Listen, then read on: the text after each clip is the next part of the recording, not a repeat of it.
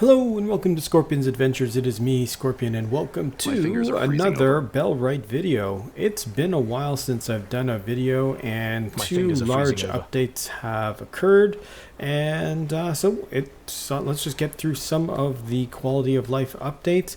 But the big thing here is because of the fall 2024 update, I restarted and decided to put my main base closer to where the river reed tends to be, and it's a great place for high traffic of bandits. When I first started, before I cleared out all the camps, we would get regular bandit patrols that would run through here, and it was an easy way to get renown. But yeah, let's just get into some of the updates that they came out. Like I said, I'm just going to focus on quality of life updates. So the first thing is, I feel it's going to be a good day. The scroll wheel here, or scroll bar here, was magical when they put that in place. I can't believe that we got it. Little things. But the other is, do you remember when you were searching for items and you're like, I wonder in which stockpile, which barn, which warehouse it was in, and then you look through all of them, it's not there. Or it's like, gee, I wonder who has this item that I'm looking for. So one thing you can do is look in your storage, and for the items that you're looking for, there's a little find icon here. You click on that and you will see a beacon that will show where all the items are. So far, for example, don't you think? let's pick something maybe I feel it's going to be a good day. Obscure. Let's see who might have swords. So here it's saying that there's one sword in there, and let's see if there's anything else. Nope, that's all that's showing on the map is just the one Norse sword that is in this barn. The other thing is, so sometimes when your followers may have picked up an item, it would throw the same beacon onto them, so that you can see where it's going to be. So that kind of cuts down on your hunting around for items and that. And the same can be said for buildings. If you're looking for, where did I put my arrow basket, or did I build a bird's coop? Yes, I did. I don't know where I put it, so you put that there, and then it'll show up on the map, but you've got that beacon right over here to show that that's where it is. So again, cool little quality of life hack that they put in there for us. The other thing, when we look at kind of the UI and the menu here, is let's fast travel over to let's see, a town that I can get into pretty quickly. Let's go to Farnworth. Yeah, here we go, down the path. Now, some other cool quality of life things that they've put in here is when you go to the map, you can click on Farnworth, get details, and you can find people within the town that you might want to hire, so you can see what their abilities are instead of randomly running around looking for who you might want to hire and bring over to your village. So here, this might be someone that I would be interested in looking for or bringing into our village. She's level 2 and she's got a scholar badge. Not really, actually pretty decent for one-handed. Could go up to level 5 for shields. Here you could also see that, look, this person would be a weaver. This is a healer. So you can do that, but you click on the individual's name, and then you see that they're on the map, and then you can actually find them similar to the items. You can start chasing them down within the town to see. Come closer. Hail, fellow. If the rest of the village has accepted you, that's good enough for me. Oh, look at this. Let's get to work. Did I just fall into getting actually a pretty decent person? You know what? I think I might be able to find someone else for the same amount of renown. So I'll let you go. We are just prisoners in our own homes. So I think that was kind of a cool feature that they put in there, so you can kind of hunt around for people, pre-check their stats instead of, again, running around and trying to see, oh, okay, like Our before, it's like, ancestors oh, must be look, weak. I'm going to talk to Greetings, you and companion. see what your stats I've are. seen the good you've done for this community, and I want to actually. help. So yes, I'll work with you.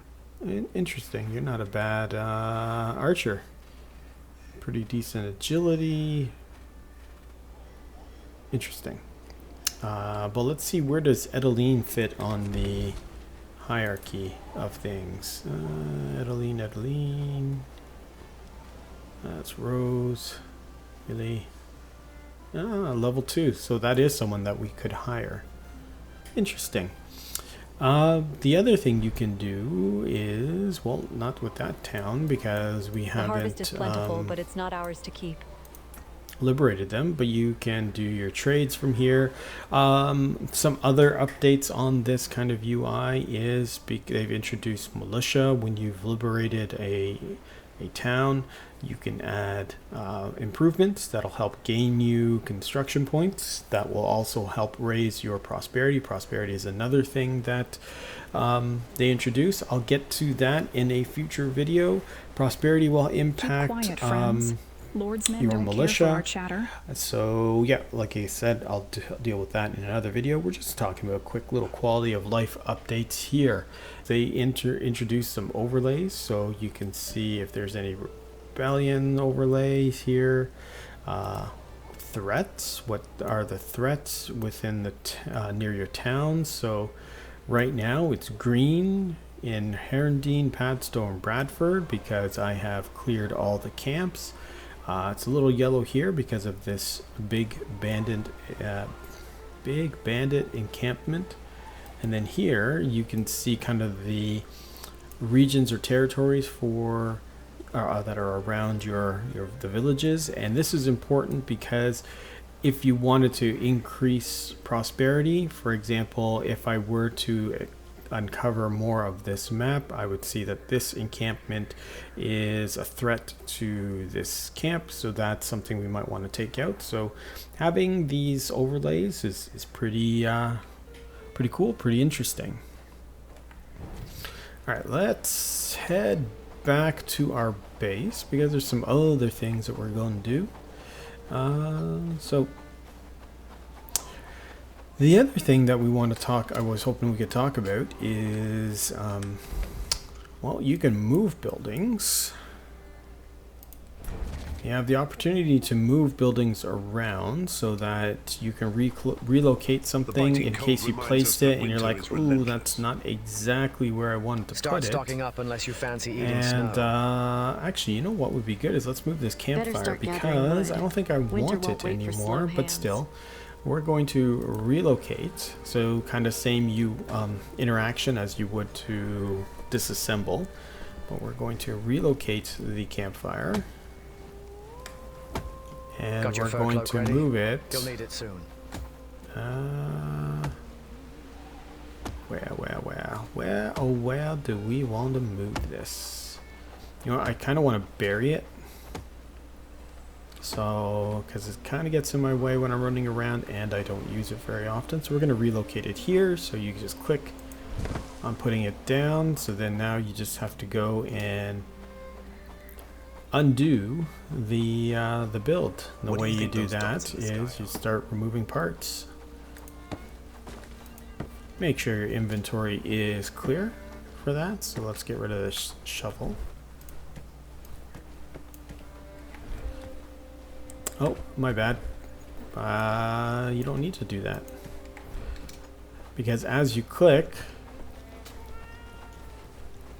and my villagers did it, took care of it. As you click on it, it moves all the material over here. So you can rebuild the campfire or the structure, whatever you are looking for, here. And it's all done. So instead of disassembling or kind of and losing some of your resources, you can just move it. And then now I've got places to put more The biting cold cauldrons reminds and us more that winter is smoking, relentless.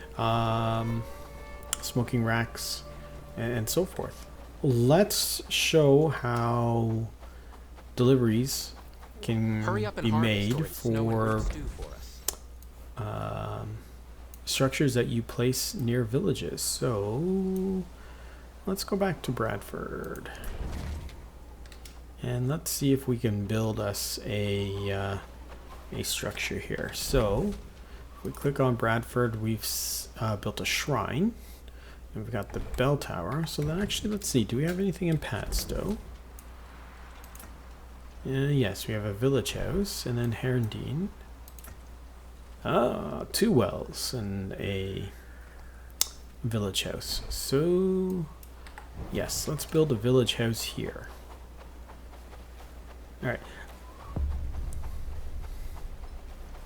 So let's go find a spot. This might be a nice spot. Except for the little scarecrow that's there. I think back here would be a nice place. Yeah. So we're going to build tier 2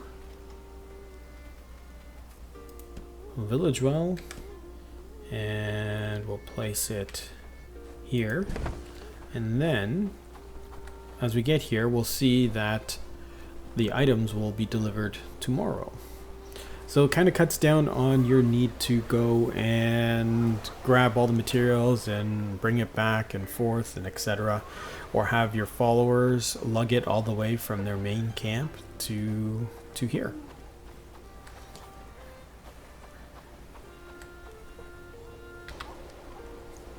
So we've gone through kind of quality of life for the kind of the menu and all that. We've talked about moving buildings, the world map, searching for people in the village, searching for buildings in the village, searching for items in the village.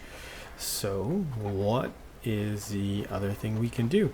The other is the options here. So what they've done also is allow you to change kind of the difficulty level of the game. So you can change your raid frequency, raid strength, brigands, and the frequency and the strength, migration. So all these things are pretty good. And then as well, some other items like food spoilage, hunger, and so forth. So this is a way that you can customize the game. In some earlier videos, I showed a strategy of how you could kind of get some easy renown. This way you could actually increase your raid frequency, and then you can have raid parties coming more often, and then use your villagers, your warriors, if you will, to defend, and that's a good way to get some quick and easy renown. Same with brigands and so forth. Me, I am going to keep it I'm going to keep it kind of vanilla as is, but that's also another improvement that they made for this game. And then the last one that I'm going to show, let's head back to base, is the last one I'm going to show is related to roads. So what do you think those dots in the sky are? Movement speed is better on roads than it is on uneven terrain, non-road terrain, and your stamina drain is a lot less. You move faster on roads, and also within your village, your villagers tend to follow paths for the roads. So let's look to see if we were to build a dirt road, what we would need. We just need stone. Let's start it actually there. And again, we're going to take it this way. I don't know if I'll keep it, but might not be bad. There, it is placed. And then we shall grab the shovel.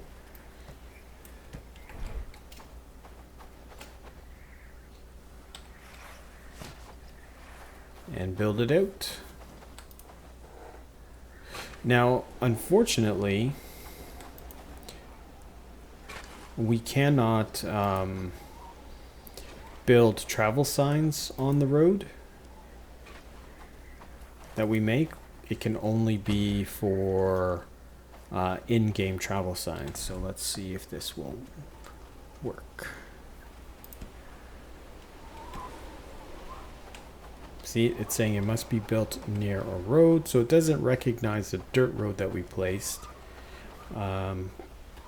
which would be really tough because, you know, it would be kind of interesting for the developers to try and pre-plan for where we would create roads, and people might put them in really wacky places. So that's it.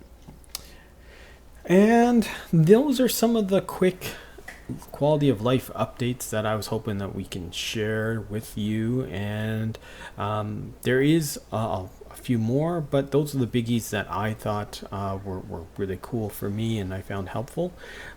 So stay tuned. There will be more videos coming for the recent updates. There is talking about prosperity, the militia. There is a way to fast travel with your army, so we'll touch on that. And then there's also ways to get your people to start reading and upgrading their skills on their own without you really having to do much. There's animal husbandry and many other things that we can talk about. But for now, I'm going to say goodbye. So this is Scorpion saying, waha! Thank you for watching. And if you liked this video, hit that like button below. And if you haven't subscribed to the channel, smash that subscribe button and support. And then feel free to drop a comment below and let me know what you thought of this video. If there's anything else that you would like to see within Bellwright, or if there are any questions specifically to the game. If I know the answer, I will give it to you or help you find the source. So this is Scorpion saying thank you very much and have yourself a great day. Bye.